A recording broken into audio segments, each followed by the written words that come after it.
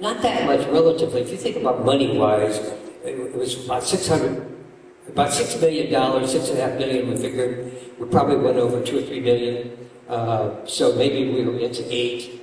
We made that back after a couple of days, you know. But it was. It became a phenomenon.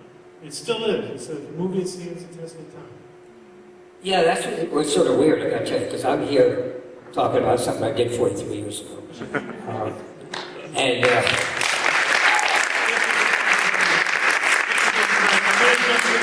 next movie. Let's see a trailer for one of your other okay. very famous movies. A little small movie. This was a really low-budget sci-fi movie. Indianapolis, Aries 31 has traffic 2 o'clock, slightly above. Can you say aircraft type? Negative, Center. No distinct outline. To tell you the truth, the target is rather brilliant. Wait a second. He's heading right for my windshield. The traffic is approaching head-on. Ultra bright and really moving. And right by us, right now.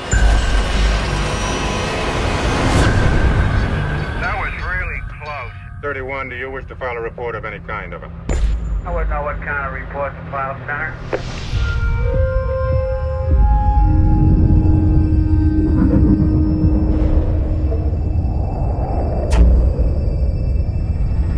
This is nuts.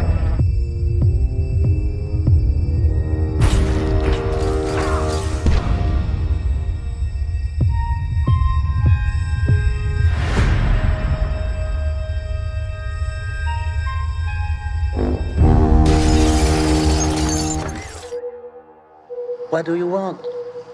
I just want to know that it's really happening.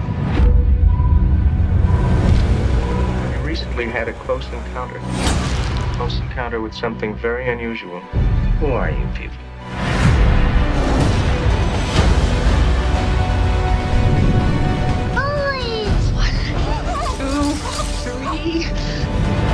I've been seeing this shape. Damn it, I know this. I know what this is. This means something. What did you expect to find? An answer.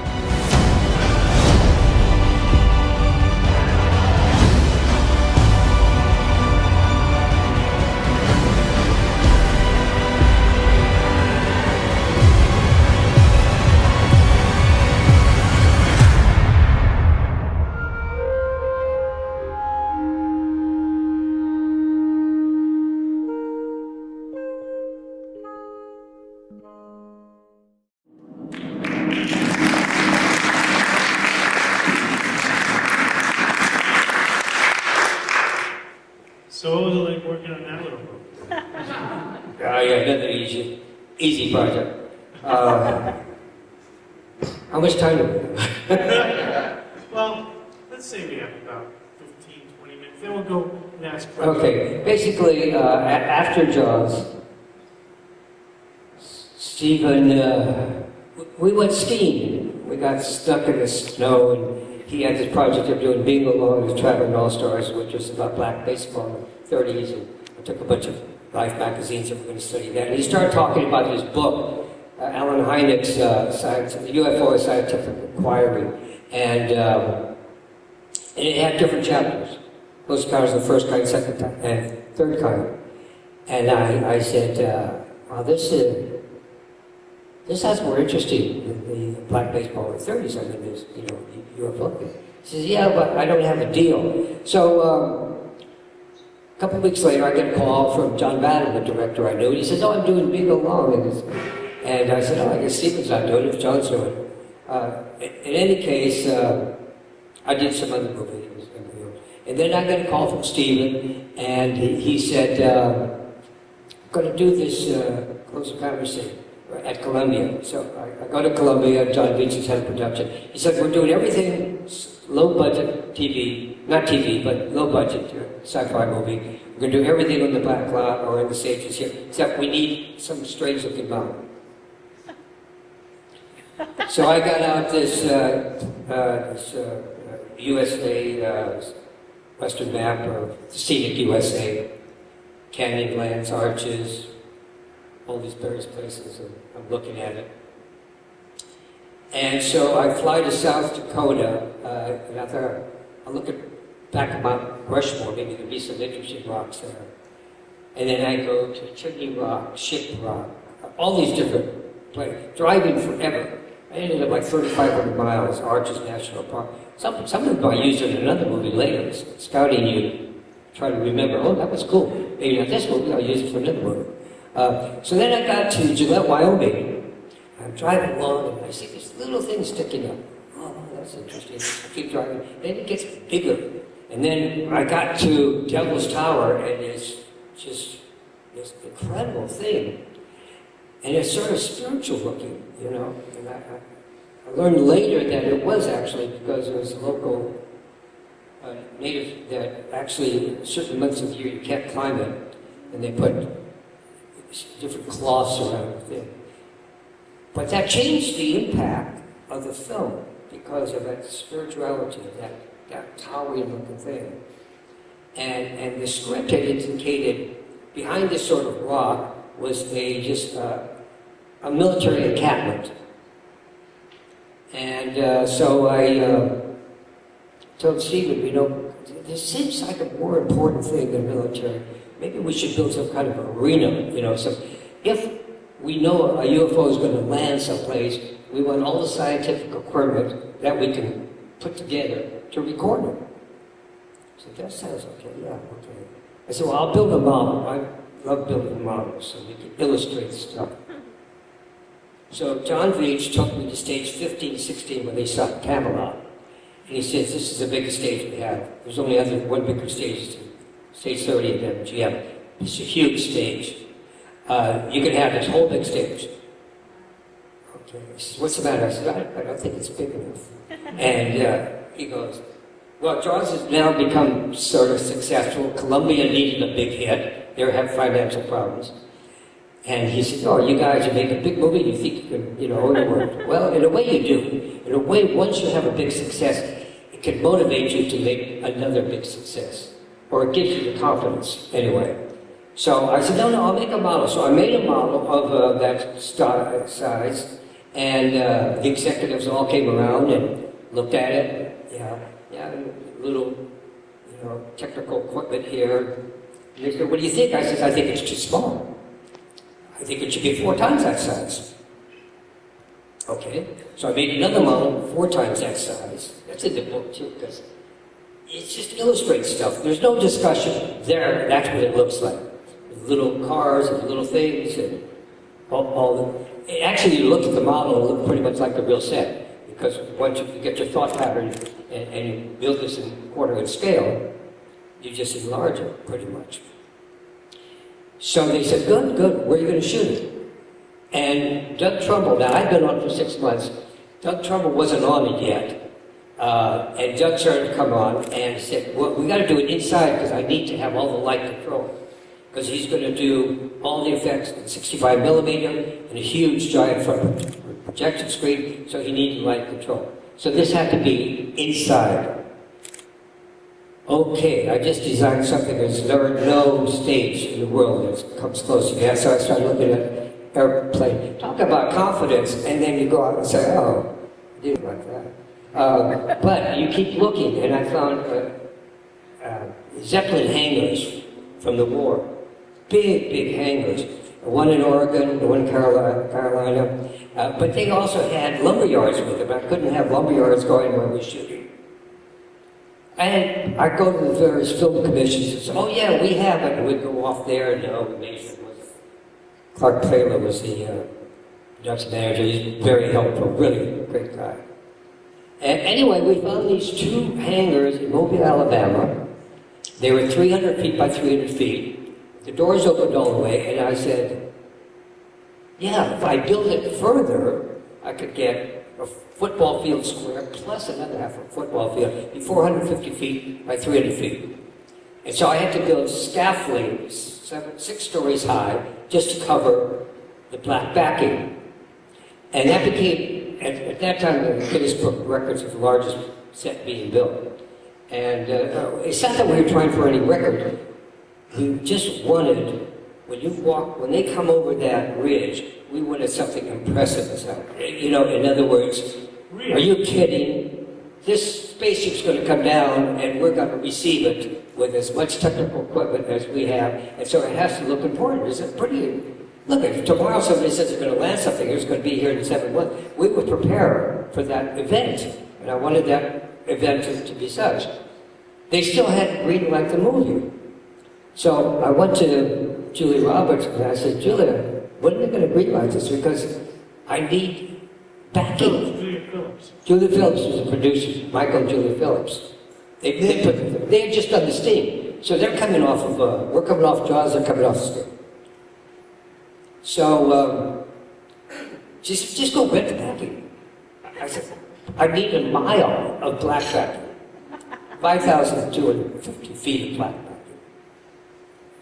Oh.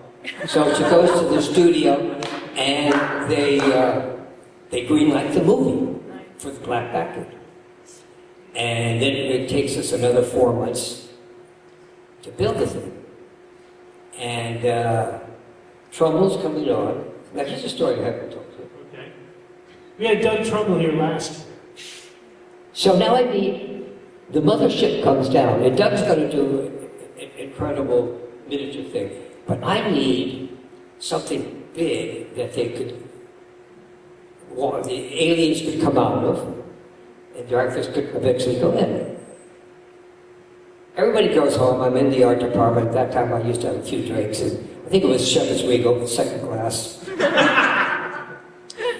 And I take my my little drafting light, it's a conical shape, and I put it down, and I lift it up. And I put it down, and I lift it up. I think, this could work. What I need is a surgical slit light. So the next morning I call Stephen in, turn off all the lights, put on music from Space Odyssey, gotta get the atmosphere going.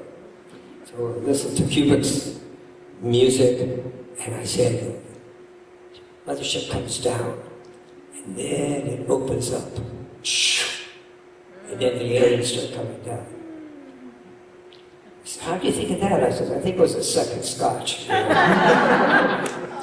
So it's a simple thought, but then I ended up needing to make this thing out of metal, about 80 feet, a wedge-shaped, two levels, a wedge-shaped floor, which I covered with mirrored mylar, about 3,000 or 4,000 photo floods here, and then another section that comes down, and then it comes this far, and then it goes like that. And Vilmos had to take this huge area, and then, you know... Vilmos, you're talking about Vilmos Zsigmond, great cinematographer, passed away this year. He did a lot of great movies. We worked on Chicken Land together, and then on this one, which was really a handful, because to light the set, we had 48 arcs and 48 guys controlling the arcs, just to get that amount of light. You're talking about a huge area to light. So that worked. I mean, it's a simple thing of a surgical slit of light, but it was an incredible thing to build to get that effect. Today, CGI could probably cut that down quite a bit. But so many of the things in Close Encounters were full size, because CGI, people said, oh, we can do CGI. No, it took 72 hours to render one image in CGI at that time, because they were trying to do it. We had a mountain where Dreyfus and Melinda Dillon crawled up, and they looked down. That mountain I built was 7 stories high on rows, so we could move it around to his front projection screen. So everything was scale. The arena had 14,000 square feet of rock, simulated rock, plastic rock. It was big. It was a big event. And the nice thing was, that movie was, Columbia at that time was about to go bankrupt. So this was the film that was either going to kill it or save it. And it saved the studio. Yeah, it was, this is the thing about the movie business. We would not have been able to make Close Encounters had we not made Jaws. Because we wouldn't have had the credibility. They say, what's this young director? Who is this art director that did Night Gallery? No, give me a break. You know, that's credibility is an interesting thing. And as you go in life, you finish one project. What am I going to do next? You know, I mean, you just got to always be thinking, planning. What comes next? How do I do it? And then, 40 years later, you realize, oh, I'm part of history. You know, I mean, you don't think about that. You think about the job and the next one. And, there's so much we could talk about, but we know that time is limited. Yeah. We also did a interview for an hour and a half on Double Feature. It's going to be on PBS, where we talk a little bit more. But now's a good time. Any questions for Joe? Yes. I just rewatched Escape from New York for like the 10th time recently. Escape from New York. Yeah, and it's one of my favorites, and I just wonder if you could talk a little bit about working with John Carpenter, and also where you shot. Oh yeah, that's really interesting because it was a strange time in my life, and I have been designing and I've been directing for 100 Days, the second unit, Jaws 2, and I was planning on doing a movie in Europe on Formula One racing because I used to race cars. And I came back after the scout, the studio closed, not doing anything. My father died the next week. It was depressing, and my agent said, you gotta go back to work. And designing. And he said, I got this young group, I want you to introduce John Carpenter and Deborah Hill. So I'm coming from a different space, because they did Halloween and Fog, and I did Close Encounters and Jaws. So it took us a while to sort of get in sync. But Deborah was more in sync. John was a little more relaxed. I was sort of laid back guy. Yeah, we'll get this shot. I said, no, we've got to start scouting now. We have to find a bridge that we could use so we could put on a wall. Blah, blah, blah. So get Barry Bernardi out there scouting, you know. And anyway, I found a bridge in St. Louis. And because earlier, John and Larry Franco, who's a producer, we went to the trade towers. We stood on top of the trade towers. Don't exist anymore. And we looked out at New York and we said, oh, that's too big. Too big, we can't handle New York. So when I found St. Louis, it was perfect. I could build a wall. And then they showed me this urban development. They're going to rebuild downtown that I could use, and I could just put junk every night, you know. And they had a railroad station nobody was using. And St. Louis was perfect. And then Claudia was my decorator, and every night we'd be just garbage and throw it around, you know. And, another interesting thing, quickly, because I don't run out of time. The luck, we needed a crashed airplane. So I go to Arizona where you buy pieces of airplanes and airplanes, and I'm there with my assistant, and we're measuring wings, tails. And he says, oh, you know, there's a DC-8 for sale. I said, really? Where? He says, in St. Louis. I said, really? Now, DC-8's prop plane, when you take out the props and you put... And I said, how much is it? It's $5,000. Oh, my God. Talk about luck. He knows what I'm talking about. What luck? So, we buy the airplane. We don't even get a permit. We sneak it into this empty lot at night. People say, when did that thing crash? You know? You know, John... what's the name of the actor? Kurt Russell. Kurt Russell. So Kurt, you know, John said, well, I'm just shooting Joe's shots. I said, well, there's a plane. He walks in front of us, and we have to light on fire, then take the fire off. And Roy Arbogast, who was my friend from Jaws, he was the head of effects on Close Encounters. And I said, stop the fire. I said, no, it's all magnesium. I can't stop it. I said, so quick, run back, start the fire, you know. Anyway, so St. Louis, the only thing we shot in New York, this was such a cheap production, or low budget, I should say. I built a set in LA, and there was the entrance there, where Tommy Atkins walks in, and then, okay, this is an interesting shot. Dean Cundy is a great cameraman. We folded up this set, we put it on a truck, drove it across country. We waited to the last ferry to go to Liberty Island, so we didn't have to pay for a ferry. We set it up. He shot Tommy walking down the Statue of Liberty, walking into signing in and walking. And then there was a space of black. The U.S. police force is what it said. A little section of black, he cut. We go back home, we set it up, he puts the camera there, same time, same space, and then he continues the shot. I mean, it was incredible. So it was New York, L.A., and then we were there. So that was one night, and it was, Dean Cundey was an incredible cameraman. I think, one of my He did favorites. Jurassic Park. Yeah. He did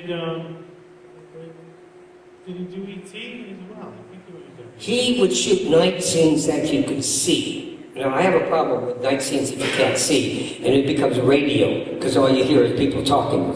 And he had a way of shooting that whole sequence where it was dark, but you could still, relate to people. It was an interesting group. Carpenter, Deborah Hill, from where I came from, to do that film. Later I did Starman as a visual consultant and second unit director with John. Any other questions? Okay, well, I'd like to, yes, Jim. Can I just ask one? Just clearing up for Jaws fans who think this is real. When you talk about the shooting stars in Jaws, There was no shooting stars in Jaws.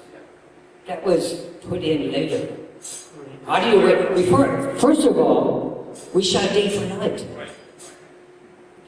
Talk about good, Bill Butler did some of the best day for night. All of Chrissy's being eaten for day for night. It's incredible. I just wanted to clear that. Yeah, Those fans out there think that shooting stars. I'd like right now, you know who Gilbert Stewart is? Gilbert Stewart is a Rhode Island artist who did the George Washington painting that's on our dollar bill, and it's in a lot of places. So we created a Gilbert Stewart Visionary Creative Vision Award, and I'd like to present that to you Oh, now. good. Carol, can you bring that up? Where's my, I have an award. Jim's gonna bring it.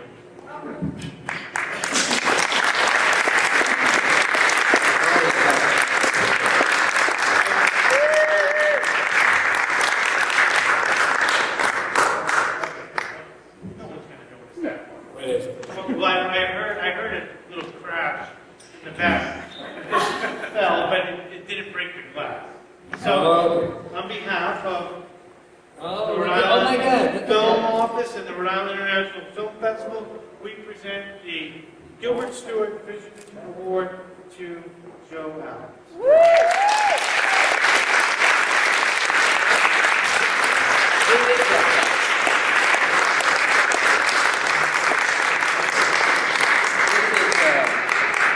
Some guy we hired. You see, the movie was so small. I was the art director, production design. But the shark's teeth were coming down. I ran, pushed it back up. So we got to get the shot. It was getting the shots was everything.